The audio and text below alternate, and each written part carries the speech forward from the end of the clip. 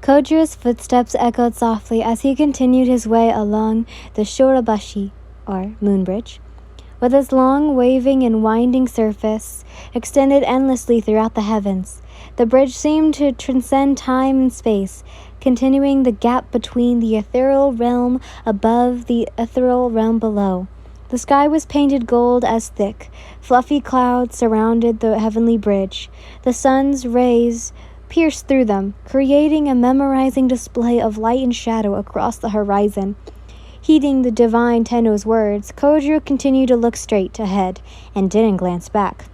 Regardless of the people he passed by, souls ranging from the young and the old continued their ascent, their ethereal forms glowing softly as they continued towards the heavens, whereas Kojiro pressed onwards in the descent back to the world of the living.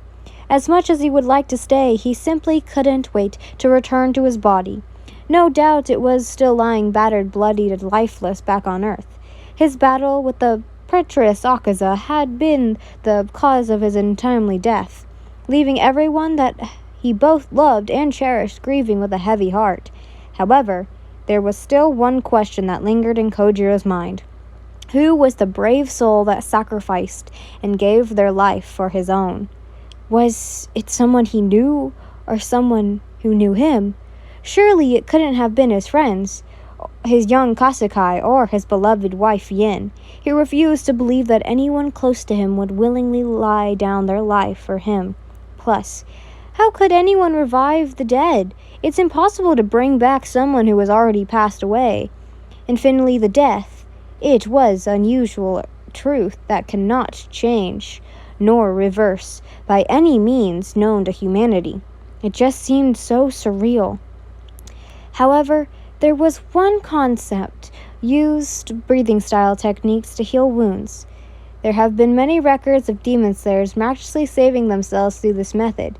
Yet, the wounds inflicted on Kojiro were so deep and gruesome that even most skilled demon slayers like Shinobu would have struggled to mend them. Also, it would have been one hell of breathing style to achieve such a feat. Regardless, the mere idea of someone giving up their life for him filled Kojiro with a mix of emotions, confusion, sorrow, and newfound appreciation. Having been so aroused in his train of thought, Kojiro failed to realize the figure in front of him before it was too late. He accidentally bumped into them. Sorry about that. He quickly apologized. However, Kojiro knew he couldn't look back to face him properly, as the stranger stopped just an inch behind him. It's quite all right, Rengoku-san. The stranger spoke. Gold and red eyes immediately widened in shock upon hearing the sound of a familiar voice. It was feminine, soft-spoken, and wise. No, it couldn't be. Could it really be her? Suddenly, Kojiro had the urge to look back. You mustn't look back. Otsu warns him with a gentle smile on her face as she stands there with her back against his, her voice, as always, filled with a sense of compassion and understanding, as if she knew exactly what he was thinking and feeling in the moment. Lady Fuwasoa? Kojiro shivers, his breath hitching in his throat. The elderly woman behind him hummed. Wait, he balks. It was you? You're the one who gave your life for mine? The question comes out as a surprise, while Kojiro's mind tries to fathom the sacrifice that she has made for him.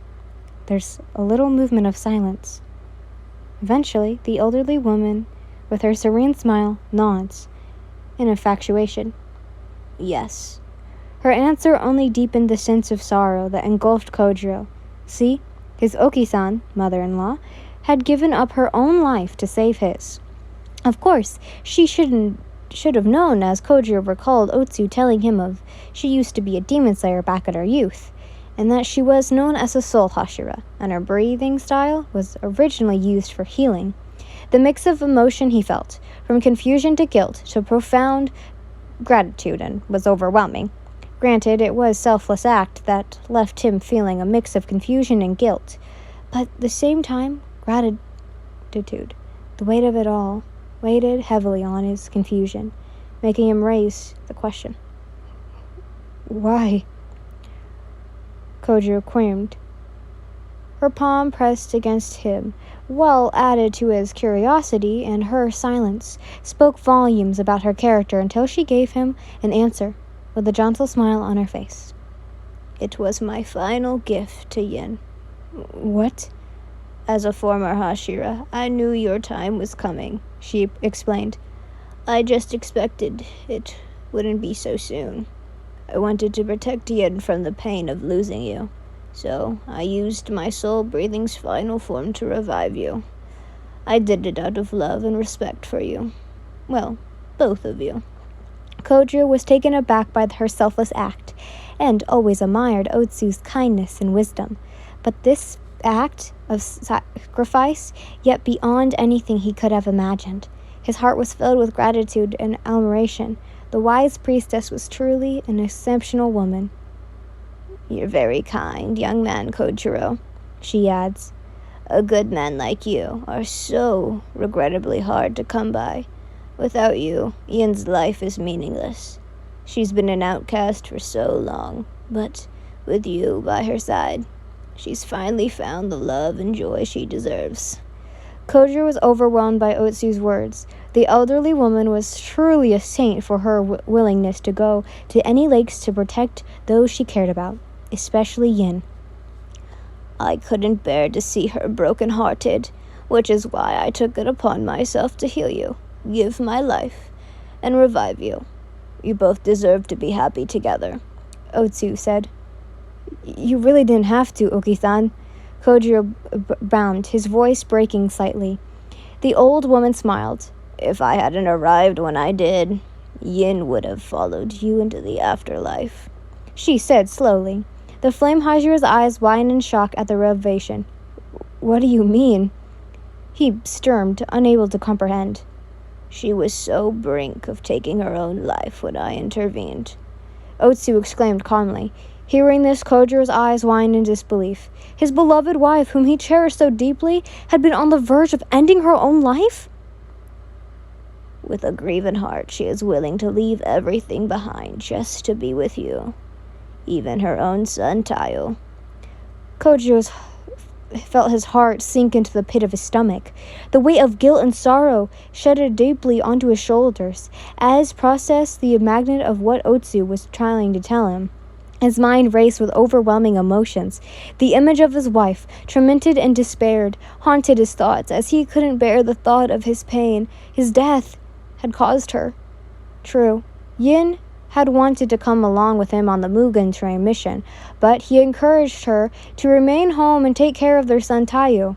The depth of her love struck him like a thunderbolt, and he found himself at a loss of words as Kojiro's mind replayed the events leading up to this moment. Realizing the signs he had angrily missed, and the pain his wife had been slightly carrying. Kojiro honestly thought Yin would be strong and continue living her life while raising their son. It was solemn duty to protect the innocent, or else the world would fall into chaos where demons ruled. However, it seemed a world without him was too much for her to bear.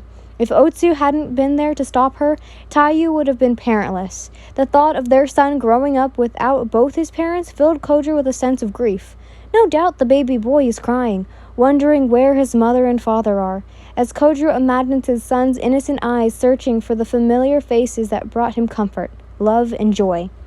Kojiro's heart ached, thinking of his wife and son. His soul coursed with a mixture of gratitude, knowing that he had given a second chance to live again, second chance to be with his family. This feels wrong and uncanon, but it felt like going against the natural order. "I know you may feel indebted to me, but please know that I did this out of pure love for both of you," Otsu tells him. "The life of a Hashira is no easy task, but just this once, I want this story to have at least one happy ending. Please do not feel or debt to repay me in any way. Your happiness and well-being are all the thanks I need." Otsu's words resonated deep within Kojiro as he realized the immense sacrifice he had made for his and Yin's sake. Damn, this heartbreaking, but Kojiro knew that he would never forget this moment. The realization brought tears to his eyes, a mixture of sorrow and awe at the depth of his love and compassion. Don't cry, Kojiro. I'm happy with the choices I've made. I've lived a long and purposeful life, and I have no regrets about the path I've taken. Otsu says, No more aching bones, no more sickness, no more fatigue. So please do not mourn for me, but instead take good care of Yin for me. Quickly wiping away his tears, Kojiro sighted his posture and held his head up high. I will, Okiyata-san. He exchanged with a smile on his face. Your sacrifice will not be in vain. I will forever continue to love and cherish my family, no matter what. This I swear, he vowed. You're just as errant as ever. Otsu smiled warmly. I am truly honored to have you as a son-in-law. I knew the very moment I laid eyes on you, I knew you were the one for Yin. May your love continue to bloom and flourish. Thank you for being the wonderful man that you are. Otsu's eyes twinkled with pride and love as she spoke, her words filled with genuine affection for her son-in-law. With tears of happiness and reflection of her chorus, until we meet again, with your head held high. Go and live, Kojiro, she ushered, sending him on his merry way back to the world of the living. Kojiro wishes he could look back and embrace her, but he knew he couldn't. So he bows, thanking her, his mother, and even the Lord for everything. Thank you. Otsu didn't even need to look back as her head and heard him sprint away. The sound of his footsteps echoed down the heavenly path, eagerly to get back to you, his family, his love. After a moment, the elderly woman continued to ascend towards the heavens. Upon arriving at the end, she was greeted by a woman with dark hair and dark red eyes. She smiled, knowing exactly who the woman was. Ah, you must be Kojiro's mother, Ruka. I am, Ruka continued. Welcome, Lady Otsu. It's a pleasure to meet you. The old woman chuckled. I hope you're not mad at me for reviving your son and taking him away from you. Ruka immediately shook her head. No, not at all. In fact, I thank you. Her answer made Otsu happy as she released a sigh. You have raised a wonderful son, and I just felt that his time was too soon. Demon slayers tend to die young. I agree. Ruka responds with a nod. I encouraged Kojiro to use his strength to help others. I think real power comes from assisting those who need it and defending what is right. Kojiro is a pillar of support for those he cherishes. That, to me, is the mark of a truly strong individual.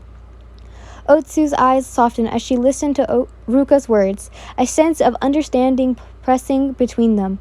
The dark-haired woman restored and the wisdom with compassion, reflecting her deep-rooted benefits and the importance of kindness and empathy in the world that overviews power and dominance. He is strong in his desire to live and enjoy his life. The world needs good men, Otsu said. As they walked through the heavenly gates, their air was filled with a sense of peace and tranquility. He is a brave and noble warrior, and I am honored to have known him. Otsu adds. Ruka felt tears welling up in her eyes as she reached out and took the elder woman's hand, a slight gesture of gratitude. Yin is a wonderful girl. She truly is a remarkable young woman, and she is perfect for my son. I can see the love and care you've poured into her upbringing, though I'm proud to call her my daughter-in-law. I wish I had the chance to meet her, Ruka said. With a wistful smile, she added, Oh, and how I long to hold my grandson in my arms and shower him with love and affection. He'll definitely grow into a mighty fine man, just like his father, Otsu chorused. But he wouldn't be the only one blessed to be the fruit. When the war is over, Kojiro and Yin will surely leave behind a legacy that will be remembered for generations to come. Ruka's smile grew even wider as she felt Otsu's hand tighten around hers. and the two taken by the Tenuo and into the heavens as Kojiro ran further and further to life itself.